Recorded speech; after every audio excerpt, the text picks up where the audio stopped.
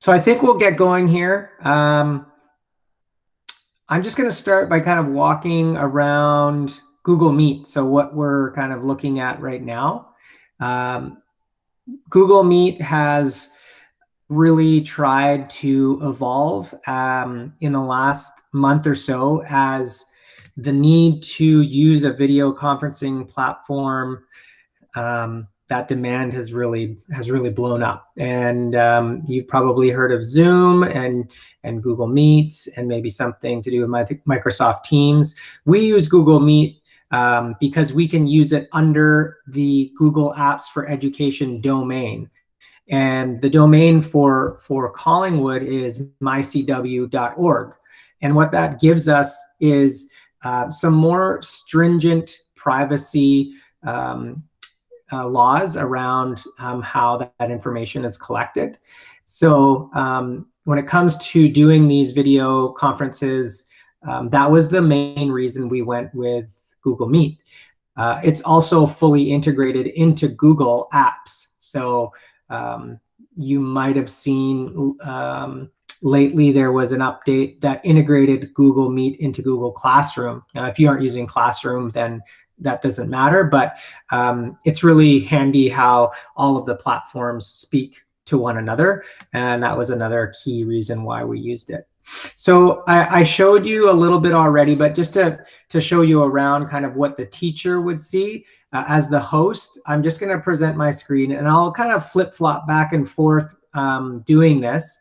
And just let me know if you aren't seeing something or something seems weird. You can just unmute and talk, and then I will know something is not going. So you should see my screen right now. So I can see all of you in what's called grid view.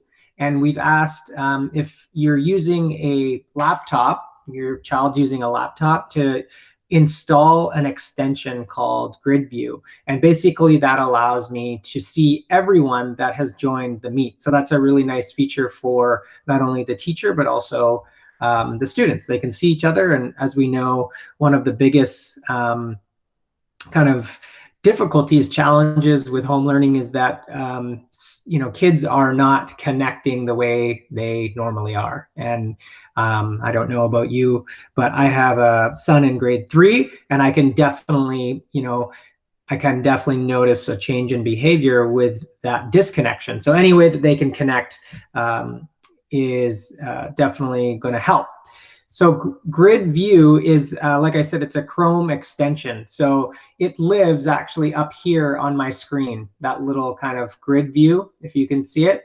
And if I wanted to activate it, or in this case, deactivate it, I would press it. So this is the extension actually working. And if I wanted to activate it, I would press it, and it would put everyone into a grid view. So this only works on a laptop or desktop, not an iPad or a tablet. So how you get that if you don't have it is in your Chrome browser. You need to be using Chrome. You would go to the Chrome Web Store. So if you just open up a tab and then you go over here, if you're in Chrome, you go to Apps, you go to Web Store, and then, you would search for Google Grid View. And then because it's already installed, it just asks me to rate it. But here you would say add to Chrome. And then it would be, you'd have a couple permissions to allow. And then you would see it up here. And then when you would activate a Google Meet, it should populate here. And then you would click that, and it would look like this. If it was off, it would look like this. There would be a strike through it. And then, you've got some options here. For now, I just leave it like this. It seems to work pretty well. I can see who's in the meeting by clicking this button. So everyone who is in the meeting is here. As the host, I've got some options where I can pin someone to the screen. So if I know someone is going to be maybe presenting for a longer time, I can do that. I can mute them or unmute them, and I can remove them from the Meet. So if, there's some management issues, or maybe they forgot to sign out or something, I can remove them. Also, here is the chat function. So here I can kind of monitor if there are any questions that come up, and I know this is being used pretty actively by the kids. So if we move down here, there's some other options. So this is where I'm like, I can record, I can change the layout, I can move to a full screen. I've got the captions turned on for this, just for recording purposes. I just turn them off. And then there's a whole bunch of other settings here. You can actually phone into these Google Meets. So when you're in a calendar, this is how I invite people. So if I am in the setup for this meet in my Google Calendar, I can actually provide this phone number and this PIN, and then email that or put it on a web page or Google Classroom, and you can join by phone. So if this link isn't working, then you can actually join this way as well. Over here, there's some functions. So if someone is speaking, or if you want to raise your hand, and I think this is on your desktop or laptop as well. Maybe just out of curiosity, if you are using a mobile platform, do you see in the top left-hand corner like a raise hand function or a thumbs up function? Is that there? Oh, great. So yeah, if so I can kind of give some feedback through this function. So clap hands, or if I want to raise my hand because I have a question, you can do that. So that's kind of handy. And then down here, this sometimes on the mobile platforms, this menu down the bottom goes away. You see it disappears. But this is how you would mute yourself, hang up, or deactivate or activate the camera. Yeah, so that's Google Meet. Do you have any questions about Google Meet? Whether it's like, yeah, go ahead there. Is it Jae-hoon? Yeah. Actually, I want to know when the student with teacher use Google Meet, we could record that session, one hour session, or no? Yes. So they can record the sessions. What we're kind of using as our guidelines is that well, lately in the last couple of weeks, a lot of the Google Meets are mainly about checking in and passing on some announcements. Any of the teaching, and this might not be for every class. I mean, every teacher is a little bit different, but you would deliver maybe a lesson through a screencast type video. So me recording myself kind of teaching a lesson or a concept and then sharing that video. And you could do the same thing through Google Meet. And then it gets saved directly to Google Drive. And you could do lots of things from it there. If you just wanted to share it out through Google Drive, then you could do that. And you could just share it with your class. So yes, you can. I don't know how actively teachers are doing that, though. That might be a question that you could ask your individual teacher. And it'd be a good question for me, actually, to kind of get a broader sense of who is recording them. Actually, sometimes a student want again see that that the teacher, that session, the teacher, what she said, or what she read that book, right? Yeah. For this purpose. I want to know any icon has we could use it for record, like you now record this. Oh, okay. All right. I see. I think as the presenter, though, that is something that only I can do.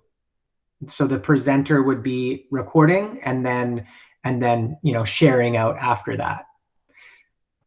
Do you have, Jae-hoon, the 3 dots in the corner of your screen, in the bottom right-hand corner? Yeah. And if you click that, you would see a record option. And if it's not there, it's because you're not the host of the meeting. I am. Yeah. Yeah. So yeah, that would be why. I mean, there are ways to get around it. I mean, if you're on a Mac, you can just screen record everything that's going on. Yeah, I'm on Mac. Yeah, but like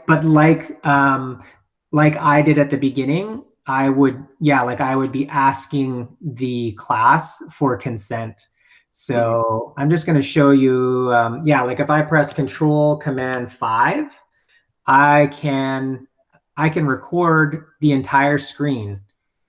And so now that's actually, it's recording everything that's happening right now. Yeah. And I can show you really quickly. There might be a bit of feedback, but I just recorded a few seconds. Right now. And so that was just a quick recording. So that's one way of doing it. Shift Command 5 on a Mac will do that. Shift Command 5. Thank you. Yeah. Any other questions? Oh, I do see Sarah asks, is it the correct grid view only works on Chrome, not Safari? Yeah, because it's a Google Chrome extension, it is only going to work on Chrome. Yeah, so that's kind of how they get you using their products for sure. Okay. I think I'm going to move on to Seesaw. If anything comes up for Google Meet, let me know. Before I go on, just one thing that has come up in previous conversations, just so you're aware, what teachers are doing is they have created one Google Meet link that kids will go into for each of their check-ins. So we're not creating new links for every meeting because we thought that would just be way too many links kind of floating around and could cause some confusion for organization. So typically what's happened for primary, I think, the teachers have put a link in Seesaw or the common platform, and then that link is shared out when it's time to meet, or kids can go and access that when it's time to check in and meet. So the idea there was just, have a common place, have one link that you use repeatedly for those Google Meets. So if there are any questions around that, let me know. So moving to Seesaw, I'll present my screen again, and I'll just show you what it is we're going to go over. And if you have questions based on that, let me know. So this is Seesaw Home Learning. We're going to kind of look at, maybe briefly getting started, and then the 3 main areas of Seesaw: the activities, the journal, and the inbox. And then I've also got some tips for parents, and then maybe through the presentation, if you do have any questions come up, we can look at it there. And lastly, some resources for you. And I'll make sure to share this out at the end, and it'll be on the parent portal. That's where you can access the recording and this slide deck. Okay. So this is, I'm not going to play this, but this is a good YouTube video from Seesaw that kind of outlines how we get started. And I think all of us have kind of signed in, and we've kind of got our bearings about what Seesaw is. And I'll go into that when I show you this demo class. But here are the 3 main parts of the Seesaw journal, or the Seesaw application. You've got activities, which is an area where teachers are going to create their activities built around a learning activity, a learning engagement, or a particular concept.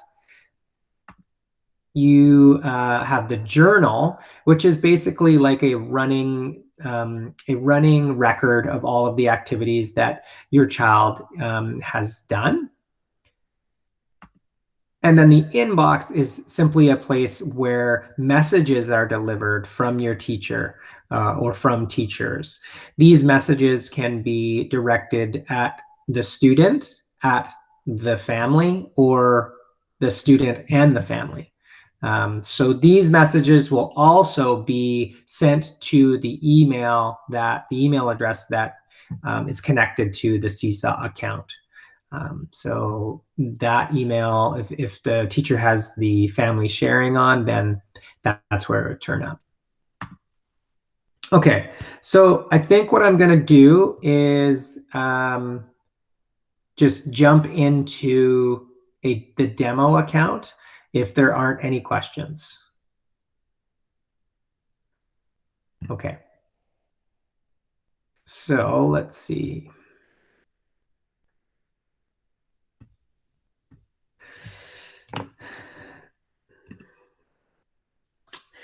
So the big difference here is that we are asking you to access Seesaw as a student, and that for that purpose, it's really important. So it's important that you are looking at this through the lens of the student and not the family Seesaw app.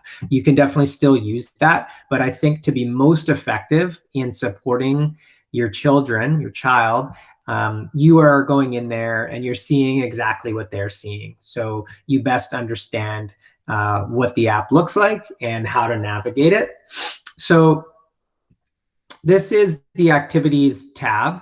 And right now I don't have any activities because I've completed them. But if I click this particular one, you'll see that there are two activities in here. And they are, one is a math activity, one is sharing a family memory. And these are going to be really dependent on the teacher who's creating them and how they're set up. But basically, they're going to have a title, some instructions, and then you are going to be looking at responding to that. So if I were to say I wanted to respond to this again, maybe I wanted to add something or I felt like I could do a better job, I would just go respond again. If it's a new activity, then this would just say add response. It'd be that green at this button here, add response. It would be down here. So let's go respond again. And here comes up our options. So we can add a photo, we can draw, we can add a video, we can upload something from Google Drive, any type of file we can put in there. We can add a note, we can add links. So it's really dynamic in terms of what it can do. I'll just go into Draw. I am going to add my family. I'm going to say Disneyland is a memory that I have. So I can do lots with this. I can move it around, right? I can add a fancy background. Kids enjoy this part. I can add some shapes if I think that is going to be something that is going to show my learning in a more powerful way.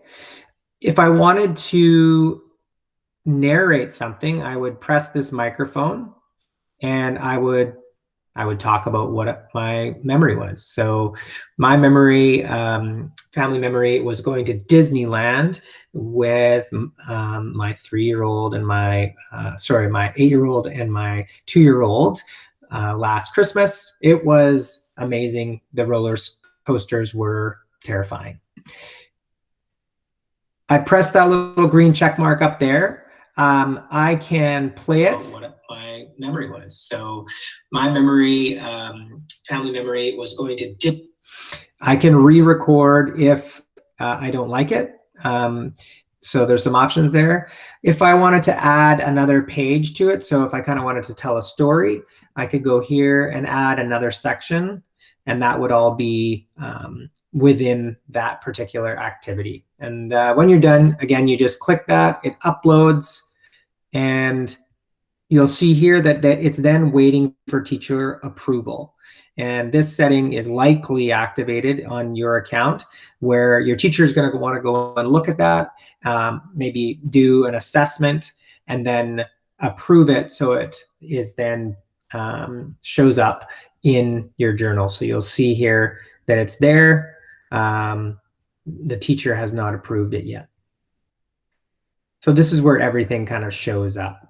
There are multiple entries in there because I've done multiple sessions like this with a few groups, so that's why. Okay, so that's what the journal looks like. So again, the activities are here. There's nothing there because the teacher hasn't put anything in there. Everything is complete. If you want to see the activities that you've done in the past, right, these are them. If you want to see the completed activities, they would be here, and they would also be there when they get approved. This is the inbox. Again, this is where you would get messages from the teacher or the teachers. These messages can be directed at the student, the parents, or the students and the parents. Okay. I'll just go back here. I'll stop presenting for a few minutes. Anything in that particular little demonstration that bring up any questions for you? No? Okay. Well, I'll just show you a couple things that are helpful tips for you guys. So I'm presenting again. You'll see my screen. So this document here, obviously super, there's a lot to it, but it's a link. So if you were to press this, it would open up a document and you would be able to see, these are just learning tips from Seesaw. They call it remote learning. We call it home learning, but it's something nice to go through, gives you some really good tips on home learning and a way to kind of, have a look at what they're recommending. Another good option is this page here. So I've got a bunch of resources.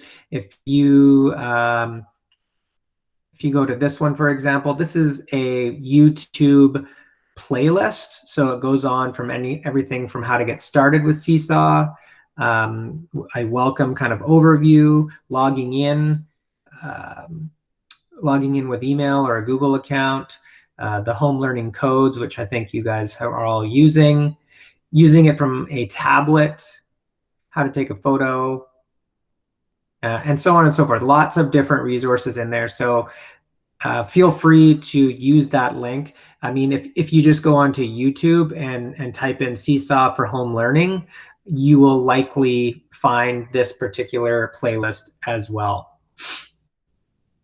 I do like this as well. This is kind of frequently asked questions.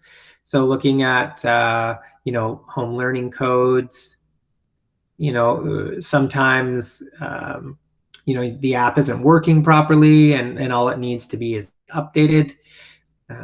Some other questions around the learning code. So these codes will expire after 90 days. If you do have a couple kids, you've probably figured out that you need to log in and then log out before the next child accesses the account. I don't believe there's a way to just switch over. You've got to kind of log in and log out. Here, this is kind of the difference between Seesaw Class. So Seesaw Class is what you're using for home learning versus the Family app, which is what you would be using if the child was at school and you were at home. So again, we're recommending that you're just doing things as the student. You are working together with the student because that is going to set them up the best for success. So that again is all linked into the resource, the slides resource here. So feel free to access that if you need to. Okay.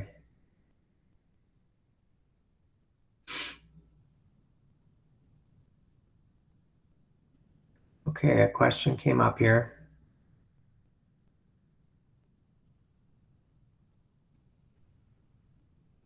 So yeah, that's a good question. I think what's going to happen is one way of getting around that might be if you set up the 2 accounts in Google.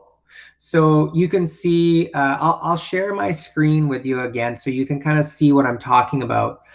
The way that I kind of move between different accounts, I have a personal and a work, and I also have like a demo accounts for this purpose and it will remember that.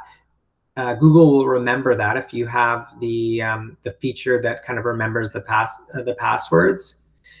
So up here in the right-hand corner, and you would find this icon also on a mobile device.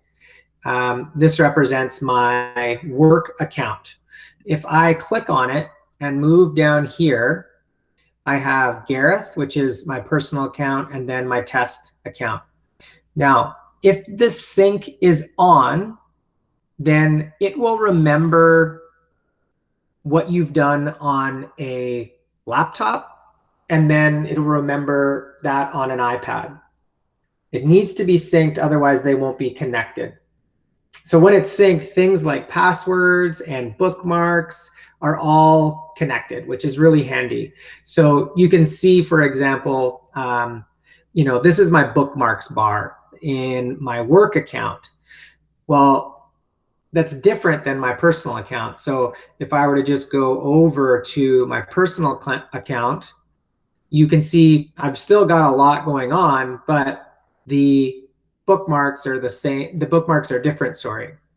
And that's really handy, not only when I'm moving from a personal account to the work account, but also, if you had a couple kids, you create those 2 accounts, and then as you move from one to the other, that information will be remembered. So that could be a good way of doing that. And that's as simple here is if you click on that icon, you go down here and you press add. And then you might say, okay, here's my kid's name. And then you would then sign in with the MyCW information. And then it would connect everything. Make sure sync is turned on. This button here is the password button, so you'd want to click that and make sure, right, offer to save passwords. You could toggle that over. Automatically sign into websites using stored credentials. Toggle that one over, and then you should be good. Cross your fingers. I think that's the way it works.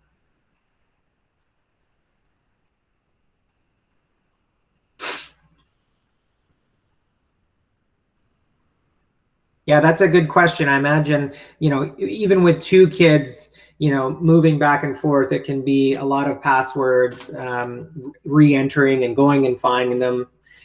So I think that would be a good solution for you. Any other questions? We're down to, we've got 4 of you in here, which is great. Yeah, if you have questions, you can take the mic off. The group is small enough that it doesn't get too overwhelming. You can just ask the question that way if you'd prefer. If there aren't any other questions, I'm going to hang out here for a little while anyways. If you feel like you've got what you needed, then that's great. I don't have any more to share with you unless, you have particular questions, and then I'm happy to kind of troubleshoot with you.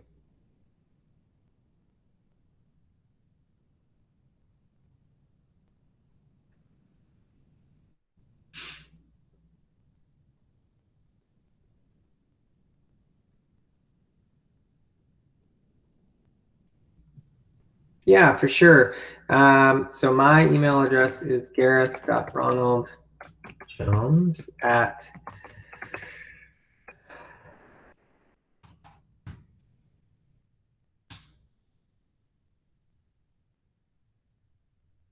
yeah, so that's me. You can email me anytime. My role right now is really supporting students, supporting teachers, and supporting parents with this, because we obviously know what a tall task it is that you're doing, and it's such a shift in how we're teaching, and you more than ever have such a massive part in that. So we really appreciate the support that you're offering your children, and without a doubt, it's a huge difference maker if you are able to be effective in that support. I know just with my son in grade 3, it's not always easy. So I completely empathize with you in trying to, try and stay a step ahead of them, so you can support them as best you can. So really appreciate your time with me here today, and by all means, email me if you have any other questions.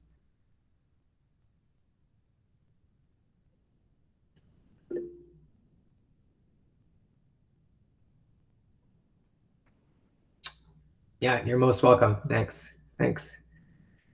Okay, bye-bye. Take care. Bye-bye. Okay. Thank you so much. Bye-bye. Okay, you're very welcome. Bye-bye. Bye-bye.